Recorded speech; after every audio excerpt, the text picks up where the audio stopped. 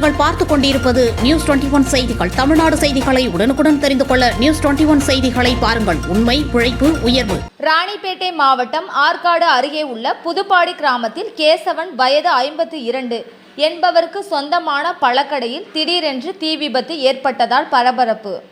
அந்த பழக்கடையில் சுமார் 2 லட்சம் பழங்கள் மற்றும் உள்ளே வைக்கப்பட்டிருந்த பொருட்கள் சேதாரம். உடனடியாக ஆற்காடு தீயணைப்பு துறையினருக்கு தகவல் அளித்ததின் பெயரில் தீயணைப்பு துறையினர் நீண்ட நேரம் போராட்டத்திற்கு பிறகு தீயை கட்டுப்படுத்தினர்.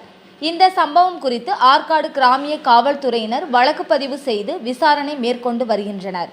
திடீரென்று பழக்கடையில் தீப்பற்றி எரிந்ததால் அந்த பகுதியில் பதட்டமான சூழ்நிலை காணப்பட்டது. நியூஸ் 21 செய்திகளுக்காக பாஸ்கர்.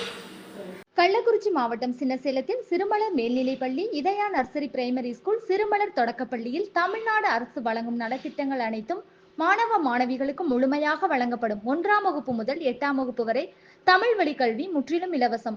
10ஆம் வகுப்பு, 11ஆம் வகுப்பு, 12ஆம் வகுப்பு மாணவிகள் 450க்கும் மேல் மதிப்பெண் எடுக்கும் மாணவ மாணவிகளுக்கு 50% கல்வி கட்டண சலுகை உண்டு. தரமான கல்வி, வளமான எதிர்காலம். மாணவ மாணவிகளை எம் பள்ளியில் சேர்க்க முந்துங்கள். மாணவ மாணவிகளின் படிப்பிற்கும் ஒழுக்கத்திற்கும் 100% வெற்றி உறுதி.